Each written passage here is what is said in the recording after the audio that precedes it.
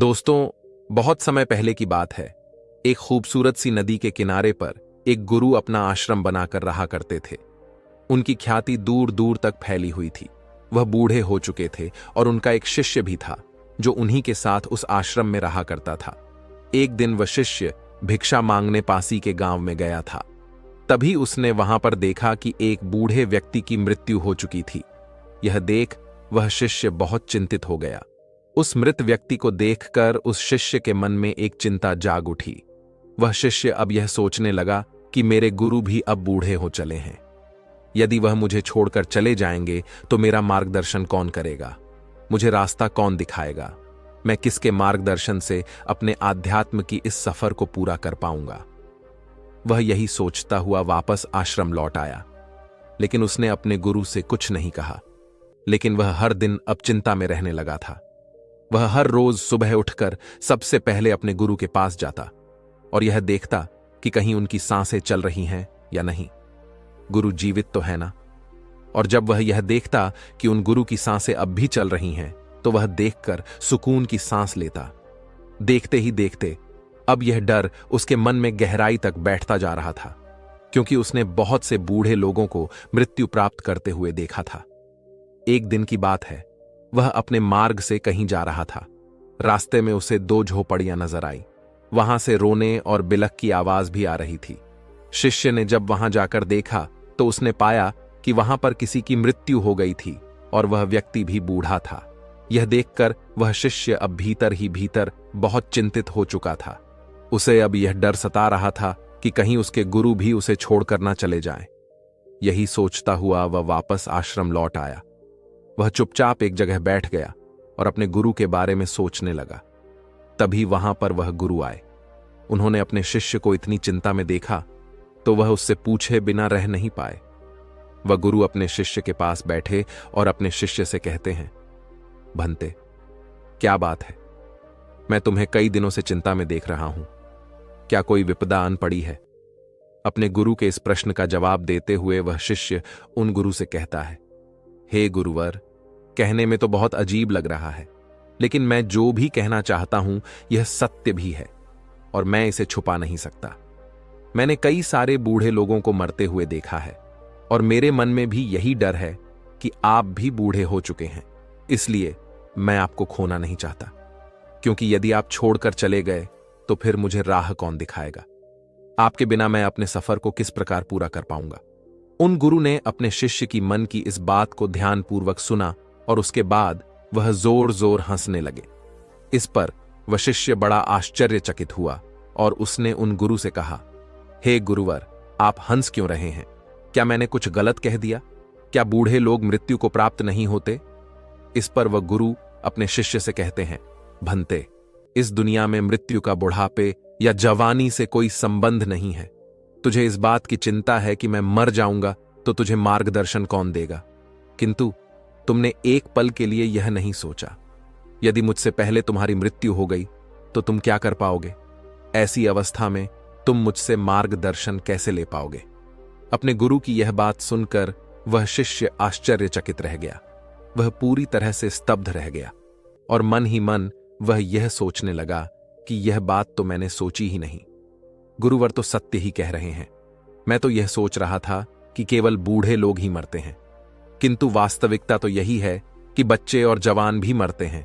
और ऐसे में यदि मेरी मृत्यु मेरे गुरु से पहले हो गई तो मैं मार्गदर्शन कैसे ले पाऊंगा? अपनी मंजिल तक कैसे पहुंच पाऊंगा? अब से उस शिष्य के मन में केवल एक ही बात चलने लगी और वह यही थी कि यदि वह गुरु से पहले ही मर गया तो आखिर वह क्या जानकर मरेगा?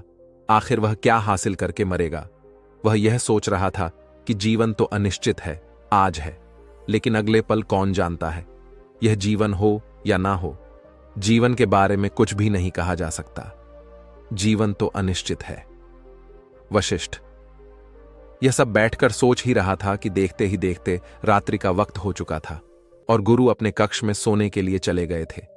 शिष्य भी सोने की कोशिश कर रहा था, लेकिन इस विचार ने उसके मन में इतनी खलबली मचा दी थी कि वह सो नहीं पा रहा था। वह बेचैन था। आधी रात में वह शिष्य अपने बिस्तर से उठा और उन गुरु के पास जा पहुंचा। उन्हें जगाकर वह शिष्य उन गुरु से कहता है, हे गुरुवर, यह जीवन तो अनिश्चित है। पता नहीं मैं कल का सूरज देख पाऊंगा या नहीं। यह मैं नहीं जानता, और जीवन के बारे में तो कुछ भी नहीं कहा जा सकता। इसलिए हे गुरुवर, मुझे वह आखिरी बात बता दीजिए जो ज्ञानी लोग अंत में सत्य को प्राप्त करके जानते हैं। इस जवाब में वह गुरुवर अपने शिष्य से कहते हैं, भंते, तुम्हें इतनी जल्दी क्या है? जैसे सब लोग उस सत्य को प्राप्त करते हैं, तुम भी कर लेना। इस पर वह शिष्य उन गुरुवर से कहता है, हे गुरुवर, आप ही ने तो कहा है कि जीवन अनिश्चित है और मेरी मृत्यु का भी कोई भरोसा नहीं। पता नहीं मैं कल का सूरज देख पाऊंगा या नहीं। कोई भरोसा नहीं है कि मैं सुबह तक जीऊंगा या नहीं। इसलिए मैं सुबह तक का इंतजार नहीं करना चाहता। आप मुझे अभी और इसी समय वह बात बता दीजिए। मैं वह आखिरी बात जानना चाहता हूं जो ज्ञानी लोग अपने जीवन के अंत में जानते हैं।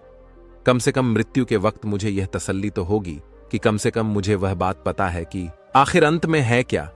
इस पर वह गुरुवर अपने शिष्य से कहते हैं, ठीक है, यदि तुम यही जान चाहते हो तो मैं तुम्हें यह बात जरूर बताऊंगा, लेकिन आज नहीं, आज से 3 दिन बाद। इस पर वशिष्ठ कहता है, किंतु हे गुरुवर, मुझे यह तक नहीं पता कि मैं सुबह का सूरज देख पाऊंगा या नहीं, और आप मुझे 3 दिन इंतजार करने के लिए कह रहे हैं।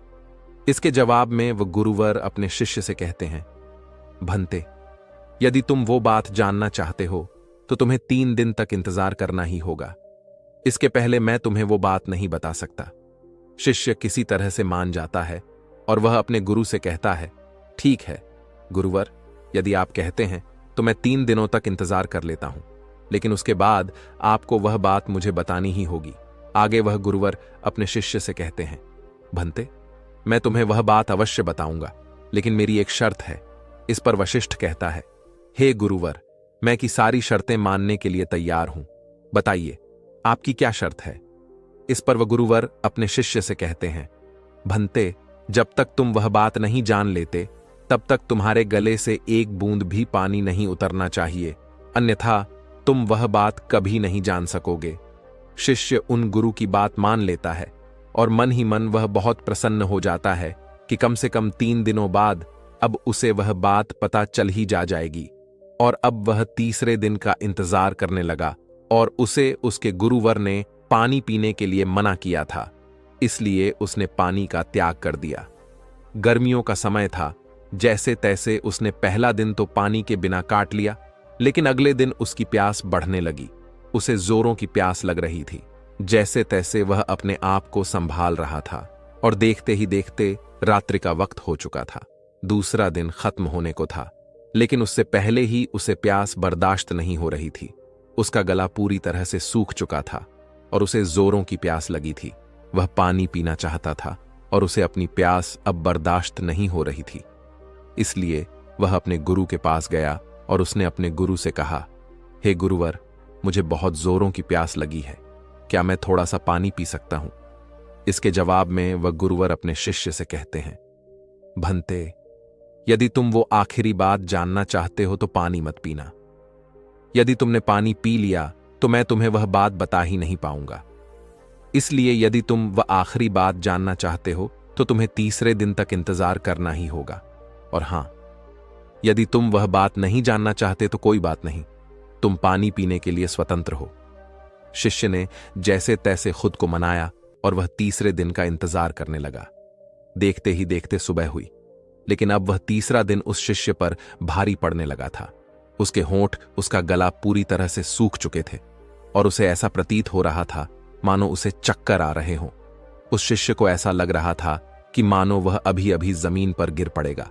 वह जैसे तैसे किसी तरह से अपने आप को संभालते हुए उन गुरु के पास पहुंचा और उन गुरु से कहता है, हे गुरुवर, यदि मैं प्यास के कारण मर गया तो वह आखिरी बात कैसे जान पाऊंगा, और फिर मेरे 3 दिनों तक इंतजार करने का क्या लाभ? इस पर वह गुरुवर अपने उस शिष्य से कहते हैं, भंते, यदि तुम्हें प्यास लगी है तो मैं तुम्हें पानी के विषय में कुछ बातें बताता हूं। पानी का कोई रंग नहीं होता, यह श होता है, यह नदियों में बहता है, हम तक पहुंचता है और यह बारिश के रूप में भी बरस जाता है। पानी से हमारी प्यास बुझ जाती है। पानी हमारे शरीर के लिए बहुत ही आवश्यक है। पानी अमृत है। इस पर वह शिष्य क्रोधित होते हुए अपने गुरु से कहता है, हे गुरुवर, पानी की बातें सुनकर मेरी प्यास थोड़ी ना बुझने वाली है। इस पर वह गुरुवर अपने शिष्य से कहते हैं, भंते, तो तुम्हारी प्यास कैसे बुझेगी? शिष्य ने जवाब देते हुए कहा, हे गुरुवर, जब तक मैं पानी नहीं पी लेता मेरी प्यास कैसे बुझेगी? तभी वह गुरुवर उस शिष्य से कहते हैं, ठीक है, किंतु ऐसे ही ज्ञान की बातें सुन लेने से सत्य प्राप्त नहीं होता। ज्ञान तुम्हारे भीतर भी तो होना चाहिए। जो आखिरी बात तुम मुझसे पूछ रहे थे, यदि वो आखिरी बात मैं तुम्हें बता दूं तो उससे क्या होगा? यह ऐसे ही होगा जैसे मैंने तुम्हें पानी के विषय में बताया। पर क्या इससे तुम्हारी प्यास बुझ गई नहीं? तभी वह शिष्य उन गुरु की बात काटते हुए कहता है, हे गुरुवर, मैं आपकी बात समझ गया। वह आखिरी बात मुझे खुद ही अनुभव करनी होगी। तभी उन गुरु ने शिष्य को पानी पिलाया। तभी अचानक वह गुरु शिष्य के चरणों में जा गिरा और शिष्य से कहने लगा, भंते, अब मैं बहुत बूढ़ा हो चुका हूं। मेरे पास अब ज्यादा जीवन भी नहीं बचा। मेरे शरीर में अब वह जान भी नहीं रही। और यह सब मैंने केवल इसलिए किया कि वह आखिरी बात बता देने के बाद तुम यह ना मानकर बैठ जाओ कि तुम्हें सब कुछ पता है। अब सुनो, मैं तुम्हें वह आखिरी बात बताने जा रहा हूं। इसे ध्यानपूर्वक सुनना, लेकिन मेरी एक बात हमेशा याद रखना। जब तक तुम इस चीज का खुद अनुभव नहीं कर लोगे, यह बात केवल तुम्हारे लिए बात रह जाएगी। इसका तुम्हें कोई लाभ नहीं मिलेगा। परंतु उससे पहले यह जान लो कि इस दुनिया में जितनी भी बातें कही गई हैं, वह सब केवल बात बढ़ाने की बातें हैं। कोई भी बात जब कोई कहता है तो उससे कई सारी बातें निकलती हैं। हर व्यक्ति अपने हिसाब से बात को समझता और कहता है। इस तरह से एक से अनेक बात निकलती है। और इसीलिए इस दुनिया में सत्य कहने की कोई भाषा नहीं है, कोई बात नहीं है। सत्य ही है जो वो आखिरी बात है जिसे कहा नहीं जा सकता, क्योंकि सत्य एक ही होता है और वह हर स्थिति या परिस्थितियों में एक ही जैसा होता है। जैसे कि तुम्हें जब प्यास लगी थी तो वो प्यास केवल पानी पीने से ही मिट सकती है, ना कि उसकी बातें सुनकर। जब तुम्हें प्यास लगी थी तो उसका अनुभव तुम ही जान सकते हो, परंतु पानी के बारे में बातें तो बहुत हो सकती हैं। इसलिए मैं तुम्हें वह आखिरी बात बताने जा रहा हूं। इसे ध्यानपूर्वक सुनना और इसका अनुभव करने का प्रयास करना। आगे वह गुरुवर अपने शिष्य से कहते हैं, भंते, आखिरी बात जो बुद्ध पुरुष अंत में जानते हैं। इतना कहकर वह गुरुवर शांत हो गए। तभी वह शिष्य उन गुरुवर से कहता है, गुरुवर कहिए, मैं सुन रहा हूं, आखिर बताइए ना, क्या बात है? वह शिष्य कई बार यही बात दोहराता रहा, लेकिन उसके गुरु ने कुछ भी नहीं कहा। उस दिन के बाद से उन गुरु के मुख से एक शब्द तक नहीं निकला। देखते ही देखते कई दिन बीत गए, लेकिन अब उस शिष्य को यह समझ नहीं आ रहा था कि आखिर उसके गुरु को क्या हो गया है। आखिर वह ऐसा क्यों कर रहे हैं? आखिर वह कुछ बोलते क्यों नहीं? जब से उन्होंने मुझसे कहा कि मैं तुम्हें आखिरी बात बताने जा रहा हूं, उसके बाद से उन्होंने मुझसे एक शब्द तक नहीं कहा। वह मुझे वह आखिरी बात बताने वाले थे जो बुद्ध पुरुष अंत में जानते हैं, लेकिन उसकी बात से वह चुप हो गए। उन्होंने मुझसे तब से कुछ भी नहीं कहा है और अब तो पूरे 1 महीने बीत चुके हैं, लेकिन मेरे गुरु मुझसे कुछ कह ही नहीं रहे। वशिष्ठ इसी चिंता में लगा हुआ था। तभी अगले दिन सुबह उस शिष्य के गुरु हमेशा हमेशा के लिए चुप हो गए। किंतु अपना देह त्यागने से पहले गुरु ने अपने शिष्य को अपने थैली की ओर इशारा करते हुए कुछ कहने की कोशिश की थी और उसके बाद उन्होंने अपना देह त्याग दिया। शिष्य ने गुरु का अंतिम संस्कार किया और उसके बाद उसने उस थैली में जाकर देखा तो उसमें एक छोटी सी चिट्ठी थी और उस चिट्ठी में लिखा हुआ था, भंते, जो आखिरी बात मैं तुम्हें बताना चाहता हूं वह आखिरी बात कभी हो ही नहीं सकती। शिष्य को अब भी कुछ समझ नहीं आ रहा था कि आखिर इसका क्या मतलब है। आखिर उसके गुरु ने ऐसा क्यों कहा है, ऐसा क्यों लिखा है, उसे कुछ भी समझ नहीं आ रहा था। कई दिनों तक तो वह इसी बारे में सोचता रहा, लेकिन उसे इसका कोई जवाब नहीं मिला। अंत में उसने यह तय किया कि जैसा भी उसे उसके गुरु ने मार्ग दिखाया है वह उस मार्ग पर आगे बढ़ेगा और सत्य की प्राप्ति करेगा। वह आध्यात्म की मार्ग पर आगे बढ़ता गया और करीब 10 सालों की खोज बन के बाद आखिरकार एक दिन उसने सत्य को प्राप्त कर ही लिया और तब जाके उसे अपने गुरु की बात समझ में आ गई और अब वह मौन हो चुका था और अब उसे वह आखिरी बात पता चल चुकी थी। वह आखिरी बात कोई कह नहीं सकता, क्योंकि जो बात कह दी जाए वह आखिरी नहीं होती और वही सत्य है, शांति है, एक जैसा है। और वह कभी नहीं बदलता। फिर भी अगर मैं आपसे उस आखिरी बात के बारे में बात कहूं, तो मेरे कहते ही आप जितने लोग भी यह वीडियो देख रहे हैं, जो मेरी बातें सुन रहे हैं, वो उतनी ही तरह तरह की बातें निकालेंगे और वह सत्य नहीं होगा। उसमें कहीं भी आपको सत्य नजर ही नहीं आएगा और ऐसे में वह आखिरी बात भी नहीं रह जाएगी। तो आपके हिसाब से वह आखिरी बात क्या है? क्या आप अब तक जान चुके हैं या नहीं? तो यदि अगर आप अब तक उस बात को नहीं पहचान पाए, तो मैं एक बार फिर से आपको समझाने का प्रयास करता हूं और आपको बताने का प्रयास करता हूं। वह आखिरी बात है, लगता है अब तक आप समझ नहीं पाए। वह आखिरी बात है मौन। और जब हम मौन हो जाते हैं तो हम कुछ नहीं कहते, और वही सत्य होता है, वही बदलता नहीं। इसलिए जो बुद्ध पुरुष अंत में जानते हैं, वो यही सत्य है जो कभी नहीं बदलता। वैसे दोस्तों, आपने आज की इस वीडियो से क्या सीखा, वह मुझे आप कमेंट में जरूर बताइएगा। और अगर आपको ये वीडियो अच्छी लगी हो तो इस वीडियो को लाइक और अपने दोस्तों के साथ शेयर भी जरूर कीजिएगा। दोस्तों, जब हमारा मस्तिष्क अच्छे तरीके से काम करता है तो ही हम अच्छा सोच पाते हैं और जीवन में अच्छे अच्छे बदलाव भी ला पाते हैं। और जीवन में अगर आपको बड़े फैसले लेने हैं, मुश्किल हालातों से निपटना होता है, तो हमें मानसिक रूप से मजबूत होना बहुत ज्यादा जरूरी होता है। जरूरी नहीं कि आपकी जिंदगी में हर पल अच्छा ही होता रहे और आप तभी खुश रहे। कभी कभी आपकी जिंदगी में ऐसे वक्त भी आएंगे जहां पर आपको भारी मुसीबतों का सामना भी करना पड़ सकता। ऐसे में कई बार होता है कि इंसान मुसीबतों का सामना करते करते, अपने मुश्किल हालातों से लड़ते लड़ते अपने जीवन से हारने लगता है। लेकिन वहीं पर जो इंसान मानसिक रूप से मजबूत होते हैं, वह इन मुश्किल हालातों से अपने कठिन समय से बाहर जरूर निकल आते हैं। तो दोस्तों, आज की इस वीडियो में हम अपने मुश्किल वक्त से बाहर कैसे आएं, इसी पर चर्चा करने वाले हैं। मैं 8 नियम बताने वाला हूं, जिसे अगर आप जान और समझ लेते हैं तो यकीन मानिए आप अपने मुश्किल हालातों से जरूर बाहर निकल आएंगे और आप मानसिक रूप से एक मजबूत इंसान भी बन जाएंगे।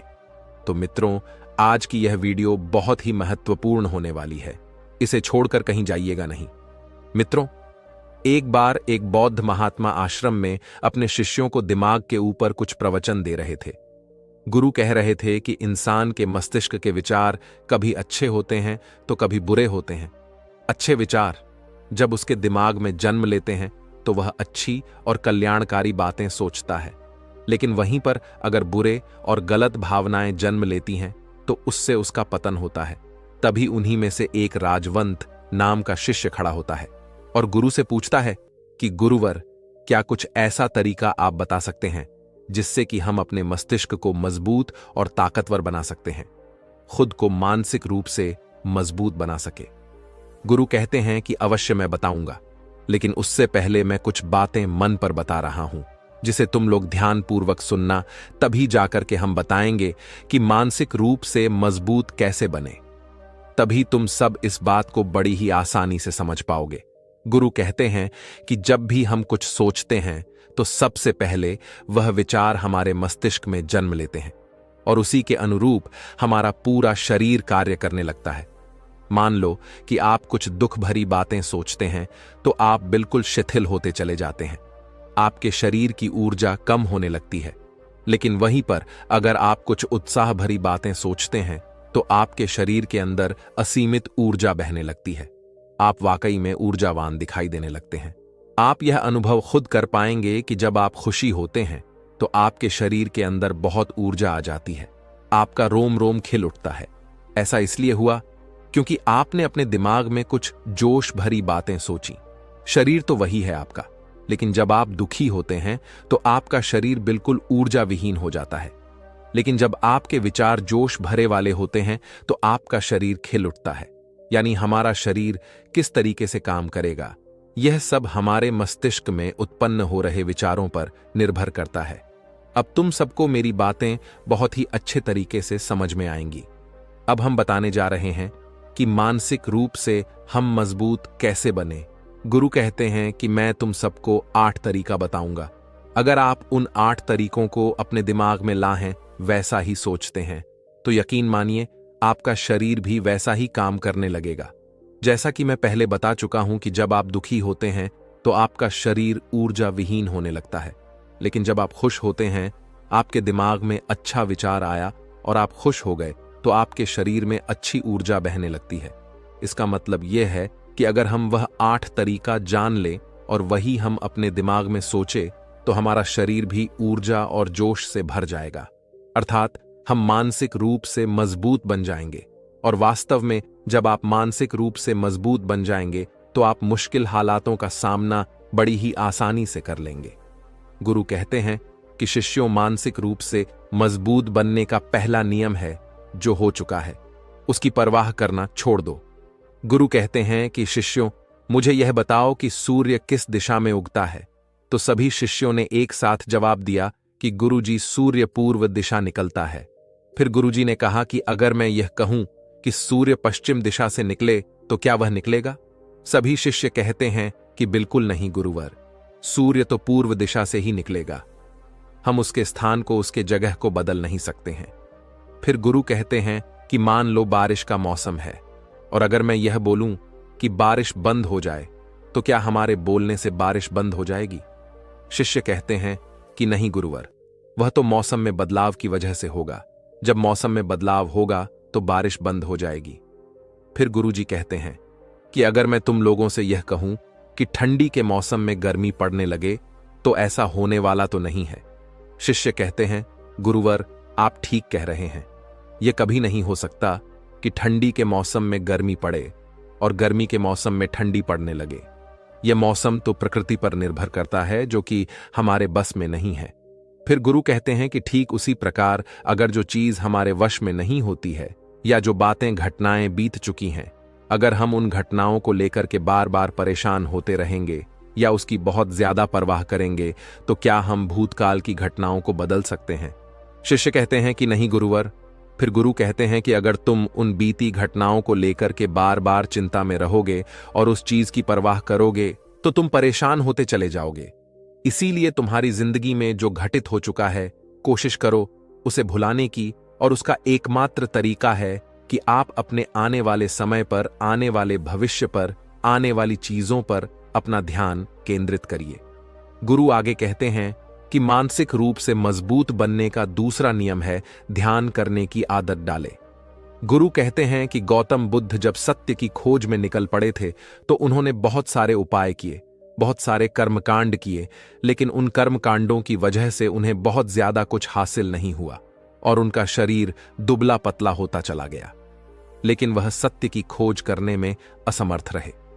उनके गुरुओं ने उन्हें बहुत सारे कर्मकांड उपाय बताए, लेकिन उन कर्मकांड का कोई मतलब नहीं हुआ। अंत में जब भगवान गौतम बुद्ध स्वयं ध्यान की अवस्था में बैठे तो धीरे धीरे ध्यान की गहराइयों में जाकर के उन्हें वह सारी चीजें लगने लगी जिस चीज की वह खोज में निकल पड़े थे। ध्यान के जरिए वह अपने सभी विचार पर विजय पा लिए। उन्होंने पापी मार्ग को पराजित किया, काम वासना पर विजय पाई, अपनी हर एक भावना पर वह विजय पा लिए। और यह सब तभी हुआ जब वे ध्यान की गहरी अवस्था में बैठे और कई दिनों तक ऐसे ही बैठे रहे।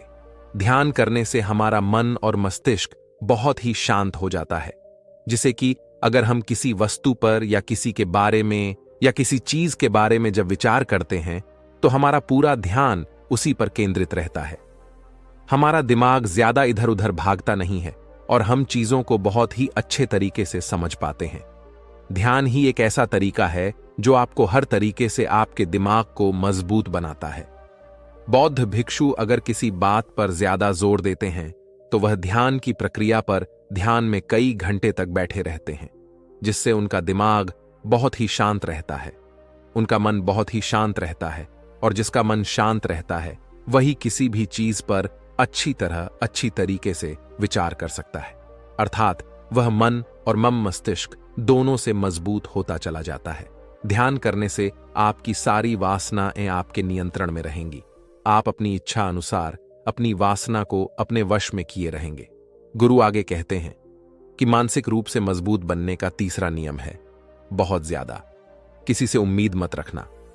गुरु ने कहा कि तुम सब अपनी मर्जी से जन्म लिए हो, अपनी मर्जी से ही गर्भ का चुनाव किए हो, लेकिन इंसान जन्म लेने के बाद वह यह सब भूल जाता है कि उसे क्या करना क्या नहीं, वह किस लिए जन्म लिया था, और जन्म लेने के बाद वह तमाम तरह की वासनाओं से ग्रसित हो जाता है। इस संसार की मोह माया में वह बहुत ज्यादा परेशान हो जाता है। वह खुद को जान ही नहीं पाता, वह खुद को भूल जाता है। और यही वजह रहती है कि वह तरह तरह के लोगों से अपनी बहुत ज्यादा उम्मीदें लगा बैठता है। उम्मीदें दुख का कारण बनती हैं। जिस भी व्यक्ति वस्तु से आपकी उम्मीदें ज्यादा बढ़ जाएंगी, आने वाले समय में सबसे ज्यादा दुख आपको उसी से मिलने वाला है। क्योंकि उम्मीद पर होती है, दुख भी वहीं पर होता है। क्योंकि आप किसी से बहुत ज्यादा उम्मीद लगा लिए और वह व्यक्ति आपकी उम्मीदों पर खरा नहीं उतरा, तो सबसे ज्यादा दुख आपको उसी से होने वाला है। क्योंकि जब उम्मीद टूटती है तो दुख बहुत ज्यादा होता है। इसलिए इस सांसारिक, इस भौतिक जीवन में बहुत ज्यादा उम्मीद और बहुत ज्यादा मोह किसी भी व्यक्ति से मत करना। तभी एक शिष्य उठ खड़ा होता है और कहता है कि हे गुरुवर, हम बिना उम्मीद से, बिना आशा से कैसे जी सकते हैं। हम सबके मन में रहता है कि मुझे यह चीज करनी है, मुझे वह चीज करनी है, मुझे जीवन में ऊंचाइयों को हासिल करना है। बिना उम्मीद के तो हम लोग जीवन में आगे बढ़ ही नहीं सकते। गुरु ने कहा कि कुछ पाने की लालसा, कुछ बड़ा बनने की लालसा जीवन में जरूर आपको ऊंचाइयों तक ले जाएगी। कुछ बड़ा बनने के लिए लालसा खुद से होती है, ना कि किसी व्यक्ति वस्तु विशेष से। मैं यहां पर लोगों के बारे में बात कर रहा हूं कि अगर तुम यह सोचो कि मेरा दोस्त मेरे साथ हमेशा खड़ा रहेगा, या मेरे लिए मेरे साथ हमेशा खड़ा रहेगा, या आप जो सोचे वह सामने वाला इंसान आपके लिए वैसा करे, तो यह सभी चीजें बहुत ज्यादा उम्मीद और मोह को बढ़ावा देती हैं। बहुत ज्यादा उम्मीद किसी से मत रखना।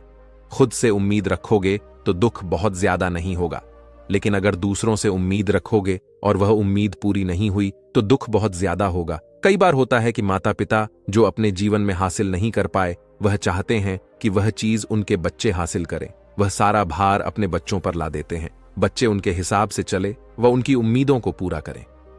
उन्होंने जो अपने जीवन में हासिल नहीं कर पाया, वह काम अब उनके बच्चे करें। और लगभग इस समय तो सभी के माता पिता यही कह रहे हैं। बहुत कम लोग होते हैं जो अपने बच्चों को आजाद रखते हैं। मेरी सभी से गुजारिश है कि अपनी उम्मीदों का पहाड़ अपने बच्चों पर न ठोपे। गुरु कहते हैं कि मानसिक रूप से मजबूत होने का चौथा नियम है कि पहली बार में ही किसी काम में फेल होने से डरो मत। गुरु आगे कहते हैं कि शिष्यों, अगर डर तुम पर हावी हो जाएगा तो तुम अवश्य असफल हो जाओगे। अपनी जिंदगी में वह इंसान सबसे ज्यादा असफल होता है जिसे अपने लक्ष्य को पाने का डर रहता है। अगर डर तुम्हारी जिंदगी में बढ़ गया तो तुम्हें वह असफलता की तरफ जरूर ले जाएगा, क्योंकि डर तुम्हारे आत्मबल को, तुम्हारे आत्मविश्वास को डगमगा देगा, कमजोर कर देगा।